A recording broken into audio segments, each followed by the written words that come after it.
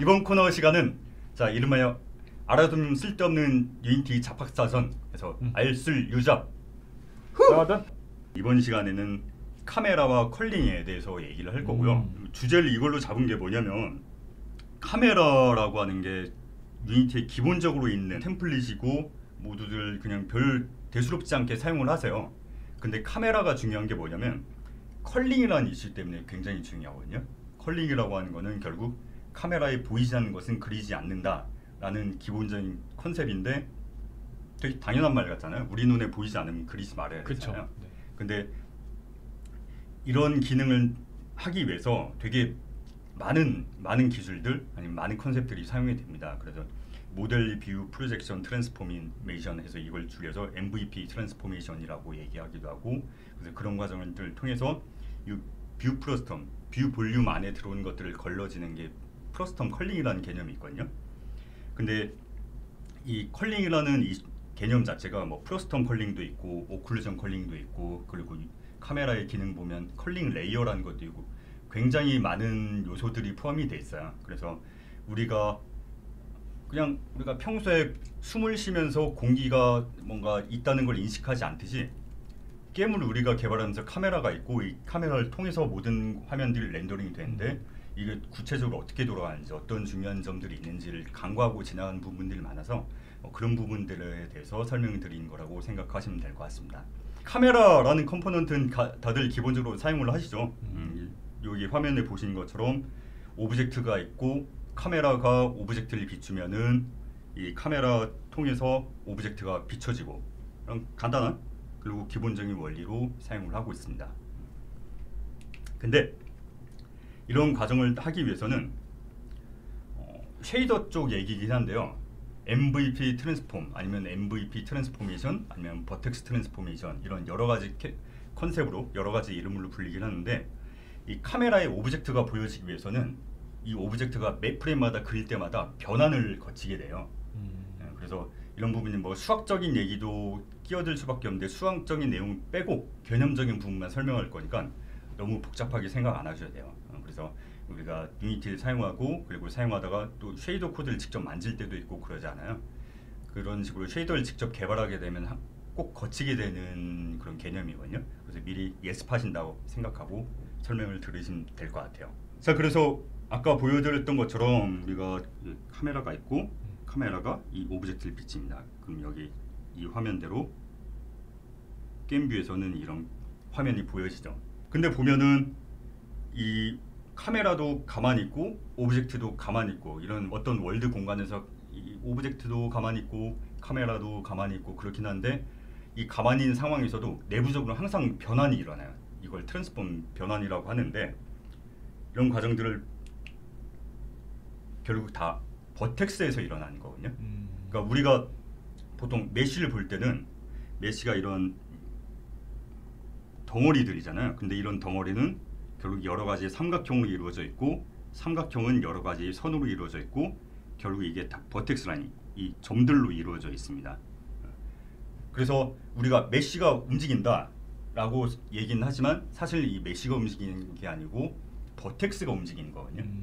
버텍스가 움직이니까 그 버텍스로 구성되어 있는 메쉬가 결국 움직이게 되는 거죠. 그래서 결국 우리가 쉐이더를 사용할 때 픽셀 쉐이더라는 개념이 있고 버텍스 쉐이더라는 개념들이 있는데, 그래서 이 버텍스를 움직이고 있는 과정들이 다 버텍스 쉐이더에서 일어나고, 이런 움직이는 과정 중에서 뭐 스키닝 같은 것도 있긴 하지만, 지금 제가 포커스를 맞추려는 건 이 월드 트랜스폼, 아니면 버텍스 트랜스폼, 그런 개념들이에요. 그러니까 결국은 어떤 오브젝트가 있고, 이 어떤 오브젝트가 정확한 위치에, 그리고 정확한 위치에 카메라로 렌더링이 되기 위한 변환 과정들이 필요하다라고 설명을 드린 거예요. 그리고 지금까지는 뭐 계속 제가 설명 드려도 뭔 말이지? 갸우뚱하실 텐데, 하나하나 좀 설명을 드릴게요. 지금 이 시점을 한번 예로 들어볼게요. 이 비행기가 공간 어딘가에 있고, 카메라가 이 비행기를 정면으로 바라보고 있습니다. 그래서 이렇게 보여지는 과정을, 딱 이렇게 놓으면 카메라가 이렇게 보여지는 게 당연한 거 아니야 라고 생각을 하실 텐데, 그 당연한 과정들이 어떤 과정들을 통해서 이루어진지를 좀 설명을 해드린 거라고 보시면 될 것 같아요. 그래서 우리가 비행기가 비행기가 아까 말씀드렸던 것처럼 굉장히 무수히 많은 점들로 이루어져 있잖아요. 이렇게 많은 점들이 이렇게 점들 점점점점 이루어져 있고 이 점들이 연결돼 가지고 폴리곤을 구성하고 이 폴리곤들이 구성돼 가지고 이 비행기라는 메시를 만들어냅니다. 그럼 이런 점들이 다 각자 좌표가 있잖아요. 그렇죠. 네, 좌표가 있겠죠. 좌표가 있으니까 이런 좌표들 조합으로 이런 메시 형태가 생겨나는 거고. 그래서 이런 지금 어떤 유니티 씬에 올라가 있지 않는 그냥 모델만 있는 이 오브젝트만 있는 상태의 이 공간을 모델 스페이스, 아니면 로컬 스페이스, 오브젝트 스페이스 여러 가지 이름을 불리는데 결국 이 오브젝트 자체의 공간이 따로 있는 거예요. 오브젝트 자체에 따로 공간이 있고 보통 그래서 우리가 오브젝트를 클릭하면 그 오브젝트의 중점이 있잖아요. 그 중점 기준으로 이 점은 얼마나 떨어져 있고 이 점은 얼마나 떨어져 있고 그런 것들이 데이터로 기술돼 있기 때문에 이 오브젝트 자체도 어떤 이 공간이 있는 거야. 그래서 그런 것들을 모델 스페이스 아니면 뭐 모델 공간, 우리말로 하는 모델 공간, 로컬 공간, 지역 공간 그런 여러 가지 이름을 불리는데 이 세 가지 이름 다 같은 컨셉이다라고 보시면 될 것 같아요. 근데 그런 것들이 우리가 씬에 올리게 되면은 유니티 공간에 올리게 되면은 어떤 특정 트랜스폼 데이터를 가지고 있고 그 좌표로 이동을 하게 되는 거죠. 그 좌표의 위치를 하게 됩니다. 예를 들어서 만약에 뭐 마이너스 4.5, 0.73 하면은 여기가 원점이다. 그럼 원점 기준으로 이만큼 떨어져 있는 위치에 오브젝트가 위치하게 되죠. 그래서 이거는 월드 기준의 어떤 공간으로 이동을 한 거다. 그래서 월드 스페이스라고 얘기를 하고요. 그리고 이런 식으로 월드 기준으로 어떤 씬 공간에 월드 기준으로 이 오브젝트가 딱 위치하는 거를 월드 트랜스폼이라고 이야기를 합니다. 그래서 결국 중요한 건 이거예요. 어떤 월드 공간에 오브젝트가 있고 카메라도 어떤 월드 공간이 있잖아요. 그러면 결국 우리가 눈으로 보게 되는 건 이 카메라를 통해서 보거든요.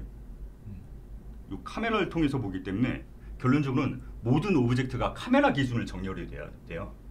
그래서 아까 이 부분 같은 경우는 월드 기준의 좌표를 표현을 한 거잖아요. 그래서 이거를 카메라 기준 좌표로 바꿔줘야 돼요. 그래서 카메라의 상대적인 좌표로 바꿔줘야 되기 때문에 이 카메라 기준 공간을 뷰 스페이스 아니면 카메라 스페이스라고 이야기를 하고요. 그래서 이 카메라 기준을 공간을 변환해 주는 거를 뷰 트랜스포메이션이라고 합니다. 그래서 결국 어떤 과정이 일어나냐면 모델 공간이 있고 모델 공간을 월드 공간으로 바꾸고 이 월드 공간을 다시 카메라 기준 뷰 공간으로 바뀌게 돼요. 그래서 이런 과정들이 매번 버텍스에 대해서 일어난다고 보시면 되고요. 그리고 최종적으로 우리 카메라라고 표현을 했지만 우리가 카메라라고 통해서 보는 건 결국 모니터를 통해서 보는 거잖아요. 그렇죠. 네. 그러니까 결국 모니터 공간으로 오기 위해서는 프로젝션이라는 과정을 거칩니다. 그래서 이걸 2D, 이 3D 공간을 2D 모니터에 표현해주기 위해서 이제 클립 스페이스라는 공간으로 변환을 하게 되는데 그거를 보통 프로젝션이라는 과정을 거쳐서 하게 되거든요. 그래서 프로젝션 트랜스폼이라고 해요. 그래서 결론적으로는 모델 공간에서 월드 공간으로 바뀌고 월드 공간에서 뷰 공간으로 바뀌고 뷰 공간에서 프로젝션 트랜스포메이션까지 이런 과정들을 거치게 됩니다. 한 번 보여줬는데 스페이스가 4번이나 그렇습니다. 유니타에서는 되게 간단한데 내부적으로는 무슨 4번이나 이렇게 그렇죠. 그렇습니다. 그래서 왜 그런 말이 있잖아요. 뭐 우리가 강에 여유롭게 떠 있는 것처럼 보이지만 밑에서 발작발작 그렇죠. 맞아요. 그런 식으로 변환을 해주고 있다고 보시면 돼요. 네. 네, 그래서 이 프로젝션이라는 개념을 좀 더 설명을 드리면은 우리가 보통 3D 렌더링 할 때는 원근법이 적용이 되잖아요. 그래서 똑같은 그렇죠. 크기의 비행기가 이렇게 두 개 있는데 카메라가 있다 그러면은 카메라 가까이 있는 거는 이렇게 크게 보이고 카메라에 멀리 떨어져 있는 거는 이렇게 작게 보입니다. 같은 크기더라도. 그래서 우리가 실제 눈으로 봤을 때도 가까이 있는 건 크게 보이고 이렇게 멀리 떨어져 있는 건 작게 보이고 그러잖아요. 그래서 그런 걸 원근법이라고 하는데 이런 원근법을 이 프로젝션 변환 과정을 통해서 멀리 있는 거는 작게 짜부시키고 가까이 있는 거는 크게 늘리고 그런 과정을 늘 거칩니다. 클립 스페이스 안에서만 일어나는 거죠? 예, 그래서 프로젝션을 거치고 나면 이게 클립 스페이스로 변환이 되는데 이 클립 스페이스 결과물들이 이렇게 나온다고 보시면 돼요. 그래서 우리가 카메라를 세팅할 때 보통 2D에서는 오쏘를 쓰고 그리고 우리말로 하면 직교라고 하는데 보통 맞습니다. 오쏘라고 더 많이 표현하는 것 같아요. 그리고 3D 게임을 만들 때는 퍼스펙티브, 그러니까 원근법이 적용된 그런 프로젝션을 사용을 하는데 이 개념이 되게 익숙하죠. 그래서 가까이 있는 거는 크게 보이고, 그렇죠. 면적이 좁고 작고, 멀리 있는 거는 면적이 넓기 때문에 같은 오브젝트가 그만큼 이렇게 작게 그려지고 가까이 있는 거는 크게 그려지고 그렇게 된 거죠. 그래서 이런 퍼스펙티브 카메라를 우리가 기본적으로 사용하는데 이런 뭐 월드 변환, 뭐 뷰 변환, 아니면 이런 프로젝션 변환 이런 것들이 다 행렬이라는 형태를 통해서 이루어지거든요. 그래서 이런 행렬 설명하는 제가 영상을 찍어놓은 게 있어요. 정말 옛날 영상 아닙니까? 맞아요. 설명하진 않을 거예요. 그러니까 네. 이런 게 있다라고만 설명을 드리는 거고요. 아까 말씀드렸던 것처럼 이게 카메라라고 했을 때 이 카메라다. 그럼 가까이 있는 면적은 좁고 멀리 있는 건 면적이 넓잖아요. 이거를 2D 모니터로 보게 되면 가까이 있는 거, 멀리 있는 거 다 똑같이 똑같은 정방형 공간에 압축을 시켜놔야 돼요. 그래서 그런 압축을 시키는 거를 그 공간 변환을 통해서 이 행렬을 통해서 변환 과정을 거치거든요.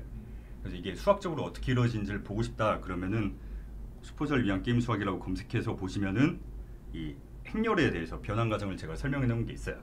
그래서 어쨌든 제가 말씀드린 거는 이런 복잡한 수학적인 계산을 매번 버텍스에 대해서 일어나고 있다라고 보시면 될 것 같아요.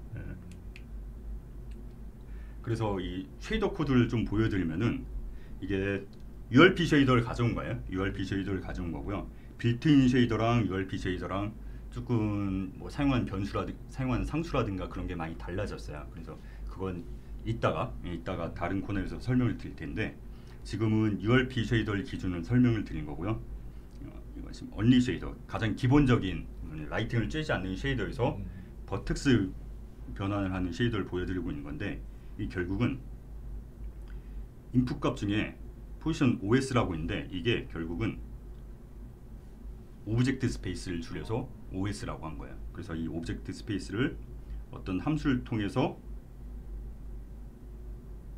이 CS라고 된 게 이게 저건 클립 스페이스. 그렇습니다. 클립 스페이스를 나타내는 거거든요. 그래서 오브젝트 스페이스를 클립 스페이스로 변환해서 버텍스 쉐이더 변환을 끝내고 그 다음 단계 뭐 프래그먼트 쉐이더라든가 그런 식으로 넘어가게 된 거죠. 그래서 이 get vertex position input 함수를 보게 되면은 이 함수 인자로 오브젝트 스페이스를 받아오고 이 오브젝트 스페이스의 인자를 보면은 오브젝트 to world 라고 되어 있습니다. 그러니까 아까 계속 변환 과정은 뭐 로컬에서 월드로 변환하고 월드에서 뷰로 변환하고 막 그런 과정들을 말씀드렸잖아요. 그런 것들을 다 이렇게 함수로 있는 거예요. 함수로 있고 그래서 이 오브젝트 스페이스를 WS, 이 W가 월드거든요. 그래서 오브젝트 스페이스를 월드 스페이스로 바꾸고요. 그리고 또 보면은 월드 스페이스를 그쵸. 하나를 말하면 열 나시네. 리액션 좋아요, 아주 좋아요. 이런 식으로 아까 말씀드렸던 오브젝트에서 그 월드로 바꾸고 월드에서 뷰로 바꾸고 뷰에서 또 클립 바꾸고 그렇습니다. 이런 식으로 클립 스페이스로 바꾸고 이런 과정들을 다 매번 스페이스 버텍스 쉐이더에서 일어난다고 보시면 돼요. 그런 함수들 구현이 여기 스페이스 트랜스포메이션 트랜스폼이구나. 트랜스폼 쉐이더 함수에 들어있고요. 보면 오브젝트 투 월드 매트릭스라고 있는 매트릭스가 있는데 이 결국은 보면은 월드 투 H 클립 매트릭스도 있고 이렇게 있는데 따라 가다 보면 이렇게 그냥 아예 상수가 있어요. 매트릭스 언더바 VP라고 된 게 뷰 프로젝션. 그렇습니다. 그래서 여기다 월드를 곱해주면 월드 뷰 프로젝션이 한꺼번에 되는 거죠. 이런 식으로 다 이 함수를 URP 쉐이더 같은 경우에 다 오픈돼 있는 거거든요. 그렇기 때문에 아까 말씀드렸던 변환 과정들을 이 쉐이더 코드를 보시면 다 이해하실 수가 있고요. 결국 여러분들이 내가 쉐이더를 직접 작성을 한다. 그럼 이런 과정들을 다 알고 있어야 되거든요. 그래서 좀 예습한 차원으로 미리 봤다라고 생각을 하시면 될 것 같아요. 네. 저기 댓글 중에 하나가 이제 원래 이제 우리 같은 경우에는 이제 고등학교에서 다 행렬을 가르쳐줬잖아요. 이제 댓글 보니까 얘는 지금은 행렬을 아예 안 배웁니까? 그러면 약간 따로 공부를 해야 할 수도 있겠네요. 딱 저 때까지 알려주고 아 그래요? 그래요? 재수할 때부터 이제 안 하셨어요. 근데 괜찮아요. 어차피 필요하다 보면 직접 부딪히면서 공부하려면 저도 고등학교 때 수학 못했. 저도 약간 좀 네, 놀게 네. 했었습니다. 그래서 와서 이제 막 3D 개발하고 그러다 보니까 아예 수학 해야 되는 거야 해서 그때 피똥 싸면서 했어가지고 괜찮아요. 괜찮아요. 뭐 고등학교 때 점수 다 필요 없습니다. 네. 어쨌든 나중에 다시 다시 하게 돼요. 네. 어차피 그리고 또 내가 봤던 많은 분들이 고등학교 때 수학 잘했어도 대학 들어가면 다 까먹더라고 어차피. 네, 다 까먹기 때문에 모두 출발선 동일하다고 보시면 돼요. 어차피 다 까먹고 들어와요. 네, 그렇습니다. 네. 그래서 결론적으로 말씀드리면은 이런 버텍스 쉐이더 변환 과정을 통해서 이 오브젝트가 카메라에서 비춰진 상대적인 공간으로 들어오게 되고, 그럼 결국 카메라 입장에서는 그러니까 카메라가 보는 것만 그려야 되거든요. 그런 과정에서 컬링이라는 개념이 들어갑니다. 보통 유니티가 기본적으로 제공하는 게 프러스텀 컬링이라는 건데, 여기 보시면 오브젝트가 여러 개가 있다. 그럼 파란 오브젝트가 요 뷰 공간, 카메라 기준에서 카메라가 보는 공간 안에 들어온 거고, 이 빨간색으로 동그라미를 그려놓은 거는 이 카메라 영역 밖에 있는 거잖아요. 그렇죠. 네. 좌우 밖에 있는 것뿐만이 아니고 또 너무 멀리 있으면 또 안 그리고 그러거든요. 그래서 이 공간을 플러스텀이라고 하는데, 이 플러스텀 안에 들어와 있냐 아니냐를 판단해서 오브젝트를 그릴지 안 그릴지를 판단하기 때문에 이런 거를 플러스텀 컬링이라고 그렇게 얘기를 합니다. 그래서 이런 플러스텀 컬링 같은 경우는 우리가 카메라를 찍어보면 이런 식으로 요 사각뿔이 나와요. 이런 피라미드 형태, 정확히 말하면 피라미드 형태가 아니거든요. 그러니까 단면 있고 밑면 꼭지점도 이렇게 잘라내서 저건 이미 니어가 설정이 돼서 그런 거죠? 맞습니다. 네. 예. 그래서 니어 플랜 자르고 파 플랜 자르고 그런 식으로 해서 정확히 말하면 사각뿔은 아니긴 한데 거의 사각뿔 형태로 그렇게 플러스텀이라는 구조가 만들어집니다. 그래서 이런 사각뿔이 만들어지고 이 사각뿔 안에 들어오는 것만 그리게 되는 거죠. 그래서 만약에 파가 설정돼 있으면 파보다 멀리 있는 오브젝트는 그리지 않고요. 그리고 니어가 설정돼 있으면 니어보다도 앞에 있는 오브젝트는 또 그리지 않고 딱 이 플러스텀이라는 영역 안에 들어오는 것만 오브젝트를 그려요. 그래서 이게 되게 중요한 개념이 뭐냐면, 막 오브젝트가 시내에 굉장히 많다 그랬을 때 이 팝값을 너무 크게 잡으면 되게 멀리 있는 것도 다 그리게 되거든요. 그래서 보통 특히 모바일 게임에서는 팝값을 많이 줄여요. 많이 줄이기 때문에 그만큼 오브젝트를 많이 안 그리려고 팝값을 많이 줄이고요.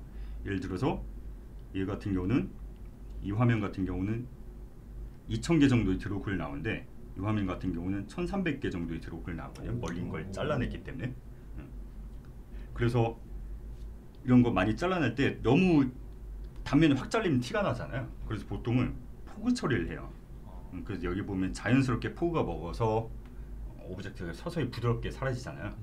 그리고 보통 포그의 끝점하고 클리핑의 파 플랜하고 거리를 비슷하게 세팅을 합니다.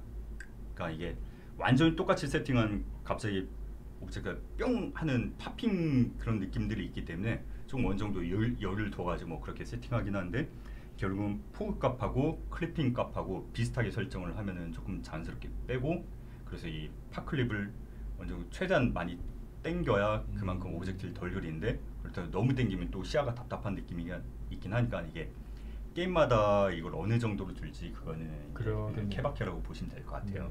약간 월드의 규모가 좀 있는 게임은 보통 저런 기법은 거의 꼭 써야겠네요. 맞아요. 광활한 데를 주로 멀리 있는 건 안 그리고 막 그런 기법들이 꼭 필요하고 그래요. 그렇겠네요. 그래서 질문 주신 게 오브젝트를 안 그린다는 게 플러스텀 여기 만약에 경계에 걸려 있다. 그럼 이때는 또 그려야 되죠. 그러니까 완전 경계에서 완벽하게 벗어났다.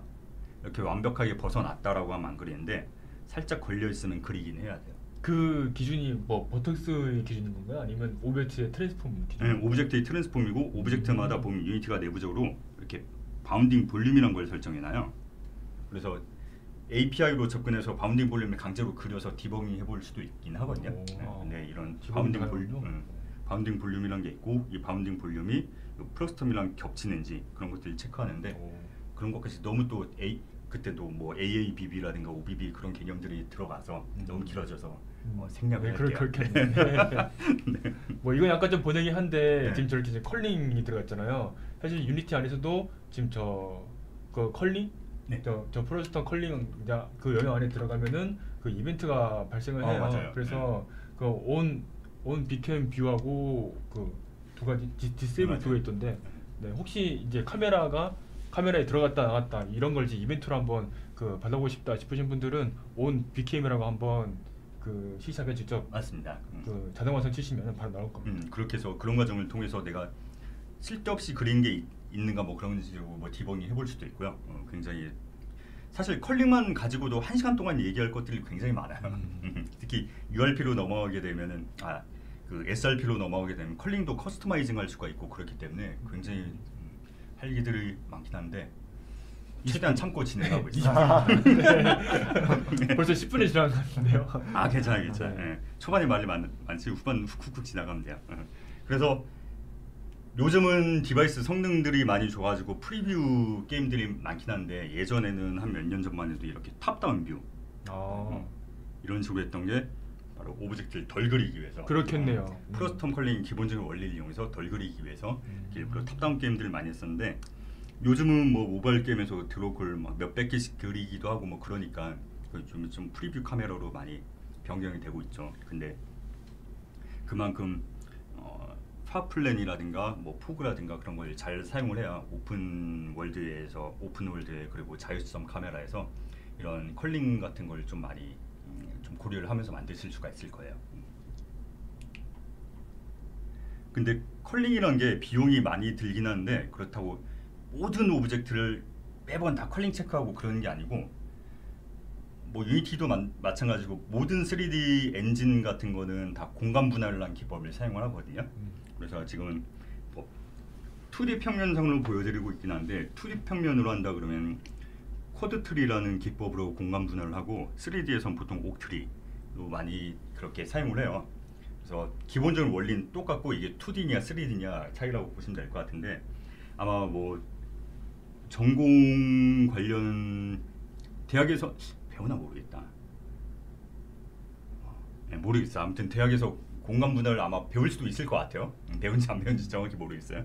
근데 아마 배우셨던 분이라면 이해를 하실 텐데 월드를 처음에는 이렇게 4등분 했다가 4등분 했던 걸 다시 또 쪼개고 또 4등분하고 다시 4등분하고 다시 4등분하고 이런 식으로 공간을 잘게 쪼개요. 그래서 2D로 하게 되면 한 격자 안에 한 블럭 안에 4등분하기 때문에 쿼드 트리라고 하고 옥트리로 하게 되면 3D로 하게 되면 이게 8개로 분할이 되기 때문에 이걸 쿼드 트리라고 합니다. 그래서 이 컬링을 할 때 이렇게 프로스텀이 걸리는 이런 프로스텀이 걸리는 블록들을 체크해 가지고 만약에 얘 같은 경우는 이 프로스텀이 안 걸리잖아요. 그럼 여기 있는 오브젝트는 통째로 패스를 할 수가 있거든요. 그렇기 때문에 컬링이 연산이 오래 걸리긴 하는데 이 오브젝트 개수만큼 이게 이 연산 속도가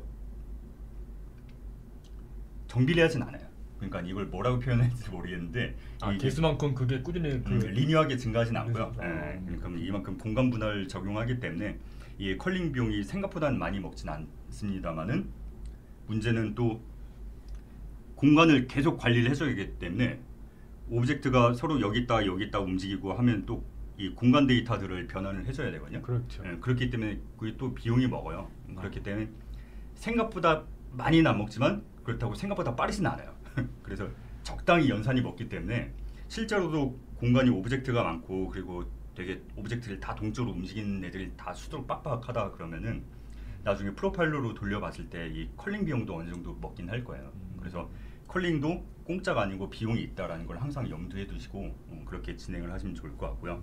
요거 내용도 그래픽스 전공 수업에서 배운다고 지금 댓글에서 적어주셨네요. 네. 예. 아마 배울 거예요. 네. 저 윗줄문도 한번 보시면 좋을 것 같은데 이게 컬링이 단순하게 이제 뭐 렌더만 끄는 건지 아니면 진짜 실제로 이제 메쉬를 잘라서 그만큼만 이제 맞아요. 드로우 들어가는 건지. 맞아요. 그래서 컬링이라는 개념은 결국 엔진에서 수행하는 거고 이거 뭐 요즘 GPU로 하기도 하지만 기본적으로 CPU로 하고 그러기 때문에 이 오브젝트가 그려질 대상인지 아닌지 정도만 체크하는 거고 결국 자르게 된 건 GPU에서 렌더링 파트에서 렌더링 파이프라인 상에서 화면 영역 벗어나는 건 자르게 돼요. 그렇기 때문에 지금 설명드린 건 컬링은 엔진 기준에서의 컬링이고요. 엔진 기준. 그래서 나중에 뭐 단면 처리라든가 그런 것들은 단면을 잘라내고 음면 처리 보통 그런 식으로 여러 가지로 표현을 하게 되는데 그런 것들은 GPU에서 이루어진 거라고 보시면 돼요. 네. 아주 좋습니다. 질문들 좋습니다. 아주 학구적인 학생들이에요. 좋네요. 그래서 사실 이 프로스텀 컬링 같은 경우는 유니티에서 기본적으로 작동을 하는 거기 때문에 사실 뭐 그렇게 크게 염두하거나 그러지 않아도 사용을 하는데 크게 지장은 없기는 해요. 근데 우리가 조금 추가적으로 염두해야 될 건 오클루전 컬링이란 거예요. 많이 들어봤네요. 네, 맞아요. 그래서 오클루전 컬링은 말 그대로 가려지는 애들은 그리지 않는 거거든요. 그러니까 예를 들어서 지금 요 빨간 동그라미들 얘 같은 경우는 프로스텀 밖에 있기 때문에 당연히 안 그리는데 얘 같은 경우는 프로스텀 안에 있는데 요 앞에 있는 요 파란 오브젝트들에 의해서 카메라 기준으로 가려지거든요. 그렇기 때문에 오브젝트가 가려지는 애들은 컬링 시켜서 안 그릴 수가 있어요. 그래서 그런 걸 오클루전 컬링이라고 표현을 합니다. 그래서 이거는 말씀하신 대로 리어플랜, 파플랜을 자르는 거랑 또 다른 개념이고 이 오클루전 컬링이라는 거는 저희 유니티 같은 경우는 엄브라라는 솔루션을 쓰거든요. 그러니까 오클루전 컬링을 자체적으로 구현한 게 아니고 엄브라라는 시스템을 저희가 사용을 해요. 그래서 이 그림도 엄브라 사이트에서 따온 거예요. 그래서 예를 들어서 이런 뭐 복잡한 씬이 있다고 해볼게요. 그래서 이런 인도어 씬을 가지고 왔는데 오클루전 컬링 보통은 인도어에서 많이 작동을 해요. 그러니까 아웃도어 같은 경우는 막 오브젝트가 뭐에 있어 가려지고 뭐 그런 게 많이 없잖아요. 그러다 보니까 보통 인도어 FPS라든가 그런 게임에서 주로 많이 오클루전 컬링을 사용을 합니다. 그래서 이따가 설명드리겠지만 오클루전 컬링은 아웃도어에서 쓰면 오히려 연산 비용만 더 나가는 경우도 많고 그러거든요. 그래서 이런 인도어 씬을 예시로 들어보면 오브젝트들 굉장히 많잖아요. 굉장히 많이 있고 라이트도 많이 있고 뭐 오브젝트들 굉장히 많이 있는데 딱 카메라 기준을 봤을 때 두 이미지가 지금 다 똑같이 보이잖아요. 똑같이 보이는데 네, 그렇죠. 얘 같은 경우는 드로콜이 한 900개 정도고요. 얘 같은 경우는 드로콜이 한 400개 정도예요. 거의 절반 이상으로 줄었네요. 맞아요. 이 오클루전 컬링 특히 이 인도어 씬 같은 경우는 이 오클루전 컬링을 적절하게 잘 활용을 하면 드로콜 굉장히 많이 줄일 수가 있어요. 벽이 많이 있어서. 맞아요. 벽으로 많이 가리게 되니까. 저 900개란 거는 사실 저 벽 뒤에 있는 사물도 지금 다 이미 그렸다는 얘기죠. 맞아요. 그러니까 우리 눈에 보이진 않지만 그리고 아까 말씀드렸던 그 버텍 쉐이더 연산은 다 이루어지고 있고 드로콜 다 발생을 하고 있는 거죠. 결국 근데 오브젝트가 요 가려져 있기 때문에 프래그먼트 쉐이더 정도만 스킵되는 거고 뭐 드로콜이라든가 버텍 쉐이더라든가 그런 것들은 다 연산을 거치고 있다고 보시면 돼요. 그 야외 환경은 어떠냐고 지금 저기서 아까 질문 주셨거든요. 네. 뭐 야외 환경에서 뭐 쉐이더나 이제 다츠로 이제 컬링 처리하면은 뭐 유의미한 결과가 나오는지. 사실 뭐 컴퓨터 쉐이더 같은 경우 요즘 GPU를 많이 활용해서 이 컬링을 많이 시도를 하거든요. 그래서 아무래도 다 게임마다 다를 거예요. 그러니까 지금 CPU 그걸 항상 따져봐야 되는 게 내가 이 컬링 같은 거를 뭐 GPU에서 하는 게 낫냐, CPU에서 하는 게 낫냐 그걸 따져볼 때 다 게임마다 다르긴 한 게 왜냐하면 뭐 PC 게임에서의 성능도 다를 거고 모바일에서의 GPU 성능도 다를 거고 그리고 지금 내 게임이 지금 CPU가 많이 힘든 상황이냐, GPU가 많이 힘든 상황이냐 그거에 따라서 다 달라지거든요. 일반적으로는 GPU에서 하는 게 더 빠를 거라고 생각을 보통은 하지만 대부분 뭐 그럴 수 있겠지만은 다 상황마다 다르다고 보시면 돼요. 그래서 이거는 뭐 정답은 없어요. 네. 다 케바케라고 보시면 돼요. 그 CPU가 힘든 상황, 그리고 GPU가 힘든 상황 같은 경우에는 저번 달 알쓸유자 보시면 참고 만들 겁니다. 네, 그렇습니다. 그리고 또 하나 그 질문 주신 게 있는데 지금 우리가 지금 다루고 있는 거는 이제 렌더링에 한해서 지금 얘기 말씀드리는 거고요. 그래서 지금 뭐 콜라이더 같은 이런 물리는 아예 그냥 뭐 별도로 분리된 연산을 보시면 되겠습니다. 맞습니다. 좋은 점 지적해 주셨네요. 이게 렌더링 관련된 것만 설명을 드린 거고요. 뭐 매 프레임마다 업데이트 한다거나 아니면 뭐 물리 연산을 한다거나 그건 전혀 다른 얘기입니다. 그렇죠. 그래서 렌더링 입장에서만 지금 설명을 드리고 있는 거예요. 그래서 그 오클루전 컬링에 대해서 계속 설명을 드리면은 우리가 오브젝트를 세팅할 때 이게 오클루더인지 오클루디인지 그 선택을 하게 돼 있거든요. 이 용어는 제가 처음 들어보네요. 네. 오클루더는 이 가림판 같은 개념이고요. 가리는 자. 네. 가리는 자. 그리고 오클루디는 가림을 당하는 자. 그래서 오클루더, 오클루디 그렇게 나눠진다고 보시면 돼요. 그래서 보통은 오클루디는 정적인 애도 되고 동적인 애도 다 돼요. 근데 보통 오클루더는 대부분 이제 정적인 애예요. 물론 동적인 애도 오클루더로 하려고 하면은 할 수는 있지만 그건 또 추가적으로 구현이라든가 또 성능 이슈도 결국은 성능 이슈거든요. 그래서 보통 동적으로 움직이는 애는 오클루더로 사용을 보통 안 하고요. 정적인 애만 유니티에서는 기본적으로 오클루더가 정적인 애만 된다라고 보시면 돼요. 대신 가려진 애는 정적인 애도 되고 동적으로 움직이는 캐릭터도 다 되고요. 그래서 딱 봤을 때 컬링 되기 전에 막 오브젝트가 이렇게 많은데 기본적으로 프로스텀 컬링을 하게 되면 이 프로스텀 영역 밖에 있는 애들 얘네들은 다 잘려서 나가겠죠. 그러네요. 그래서 이게 기본적인 프로스텀 컬링이고, 근데 프로스텀 컬링이라도 이 바닥 같은 경우는 이게 통째로 큰 하나의 메시라서 그렇죠. 잘라낼 수가 없거든요. 아까 질문 주신 것처럼 그러네요. 메시를 잘라내는 게 아니기 나오네요. 때문에. 그리고 오클루전 컬링을 하게 되면 이 부분 엄청 잘했다네. 진짜 이게 많이 사가지고. 맞습니다. 이 벽에 의해서 다 이 부분들 다 날아가게 되는 거죠. 그래서 특히 막 실내 씬이고 뭔가 복잡한 오브젝트가 많다 그럼 오클루전 컬링은 거의 필수적으로 사용해야 된다고 보시면 될 것 같고요. 근데 다만 유의할 점이 이 오클루전 성능을 높이기 위해서는 매직 넘버를 찾아야 돼요. 그러니까 아까 옥트리에 개념에 대해서 설명드렸잖아요. 그러니까 이게 뭐 오클루더, 홀 뭐 여러 가지 막 파라미터들이 있긴 한데, 그러니까 공간을 얼마나 잘게 자르느냐 이런 파라미터라고 보시면 되거든요. 근데 이 공간을 너무 큼직하게 자르면은 그만큼 컬링 효율이 떨어질 수가 있고요. 그렇겠네요. 그렇다고 너무 촘촘하게 자르면은 이 데이터가 너무 많아지고 연산할 게 너무 많아지다 보니까 또 연산 오버헤드가 발생할 수가 있어요. 그래서 많은 분들이 가끔 여쭤보시는 게 우리 실내 씬이고 오클루전 컬링을 적용했더니 오히려 더 성능이 떨어지더라 라고 돼 있는 게 그게 매직 넘버를 못 찾아서 그래요.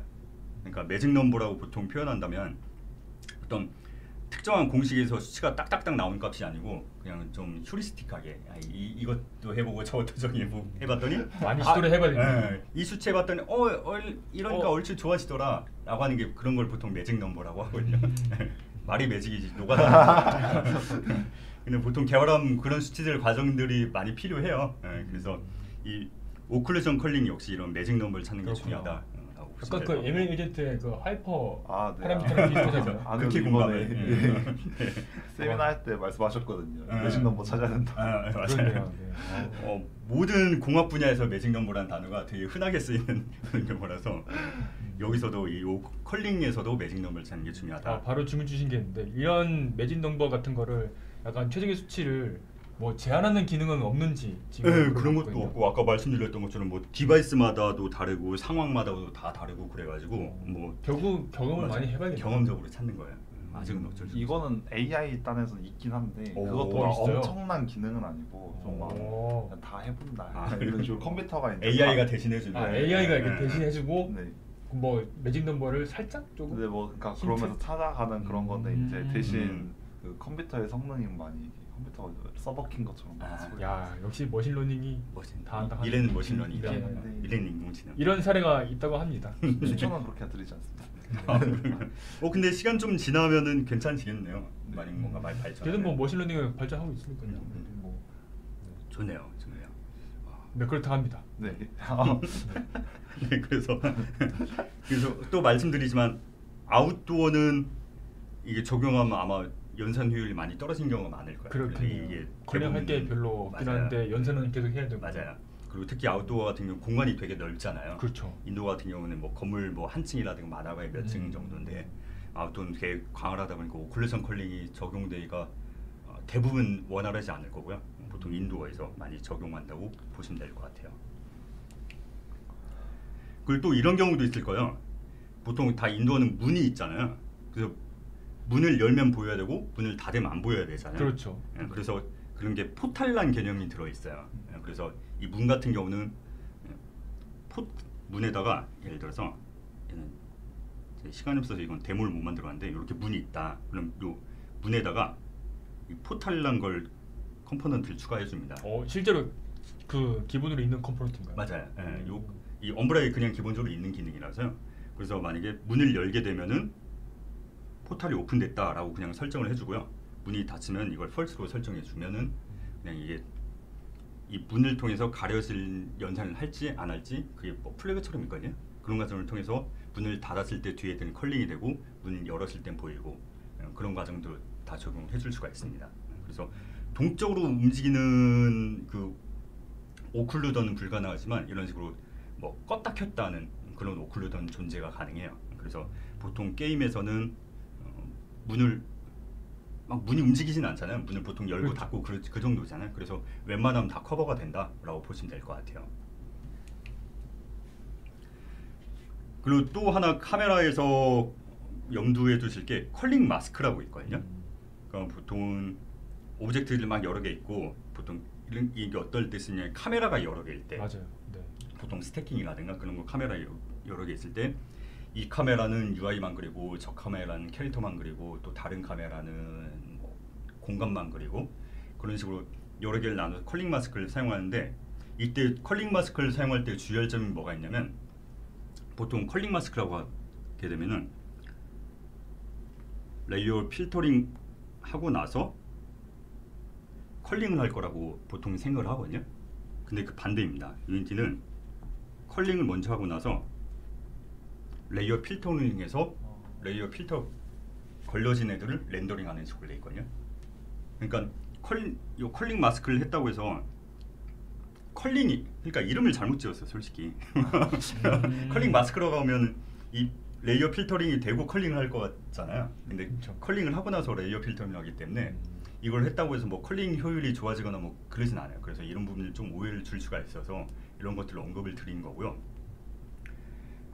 그렇기 때문에 이 컬링도 연산이 아무튼 들어가는 거다 보니까 저희는 웬만하면 멀티 카메라를 사용하는 걸 권장을 드리지 않아요. 권장을 드리진 않는데 근데 그렇기 때문에 보통 카메라가 여러 개가 존재를 해야 된다 그러면 시네머신을 사용하는 걸 추천드립니다. 보통은 시네머신을 쓰기 전에는 연출 카메라, 뭐 인게임 카메라 이런 식으로 여러 가지 용도의 실제 카메라들을 여러 개 박아서 사용을 하는데 그거 말고 그냥 시네머신 카메라를 쓰는 걸 추천드려요.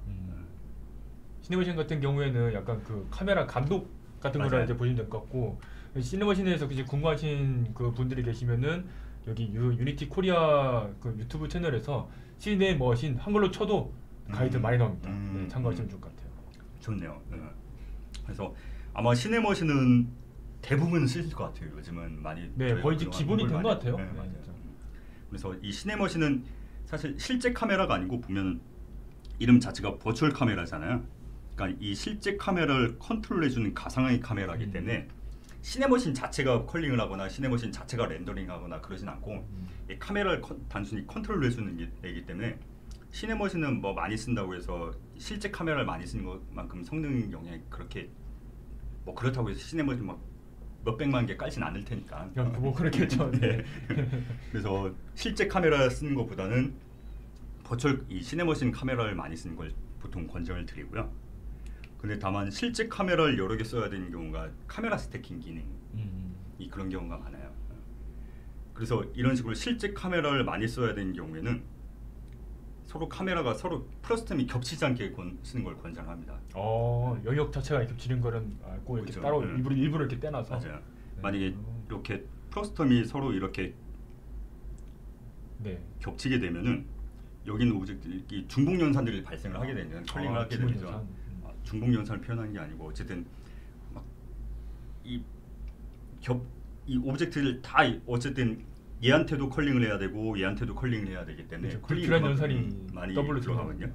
근데 아까 말씀드렸던 것처럼 컬링을 할 때 공간 분할을 통해서 이 건너뛰고 그런 식으로 연산이 돼 있기 때문에 서로 프러스텀이 서로 이 영역 안에 겹치질 않으면은 서로 쓸데없는 연산들이 막 여러 번 일어나지 않고 공간 분할에 의해서 건너뛰려면 건너뛰고 그러기 때문에 이런 식으로 지금 보여드리는 이 예시 같은 경우는 저희 유니티에서 제공하는 카메라 스태킹 예시거든요. 그러니까 이게 어떤 거냐면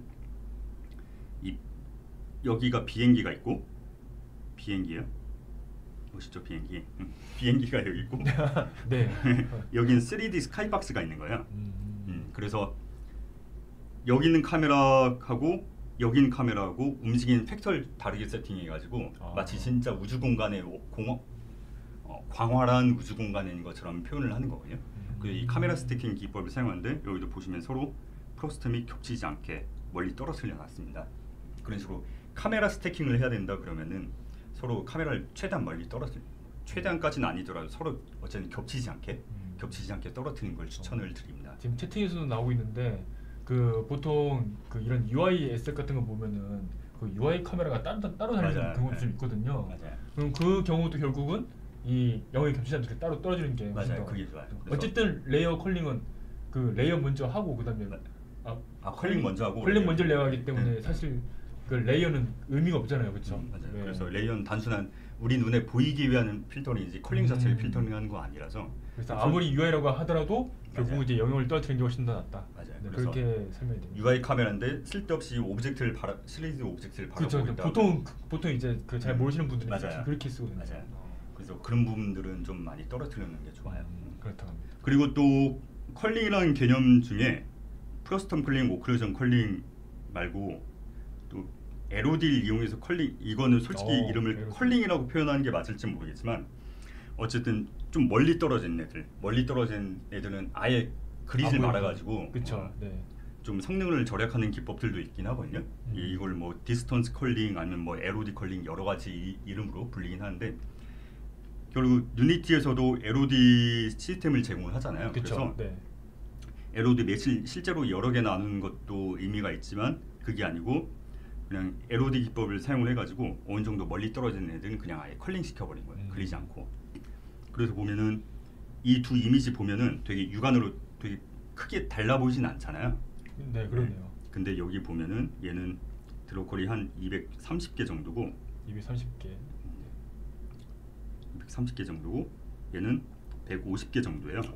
그래서 많이 차이 나는데 육안으로 봤을 때 그렇게 크게 차이가 없잖아요. 그렇죠. 네, 별로 차이 없네요. 근데 실제로 보면은 멀리 있는 애들을 저 멀리 애들 살짝 또 안 보이는 애들 좀 있긴 하네요. 맞아요. 살짝 점처럼 보이는 애들이 있긴 하거든요.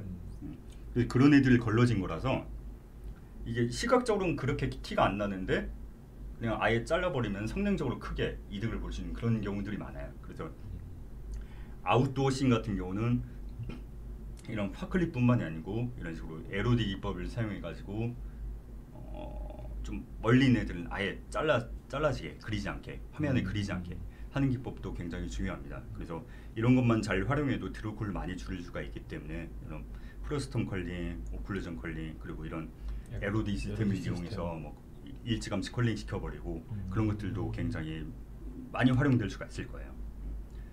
그래서 좀 긴 시간을 돌아왔는데 결론은 그냥 이 한 장이에요. 그래서 멀티 카메라는 웬만하면 쓰시지 않고 그리고 왜냐하면 카메라별 컬링하고 레이어 필터를 하기 때문에 좀 여러 카메라를 쓰는 건 웬만하면 권장하지 않고 대신 시네머신을 많이 쓰는 걸 권장을 드리고요. 카메라가 여러 개가 필요하다. 대신 만약에 스태킹 기법이 필요하다 그러면 서로 카메라가 서로 겹치지 않게 프로스텀이 서로 겹치지 않게 그렇게 위치하시는 게 좋고요. 그리고 컬링 같은 경우는 프로스텀 컬링 같은 경우는 기본적으로 유니티가 하기 때문에 뭐 파 같은 거 잘 조절하고 하는 게 좋고 그리고 오클루전 컬링을 사용할 수 있는 환경이라면 오클루전 컬링을 사용하면 좋을 거고 그리고 뭐 LOD 시스템을 이용해서 멀리 있는 건 일찌감치 잘라내는 것도 중요할 거고요.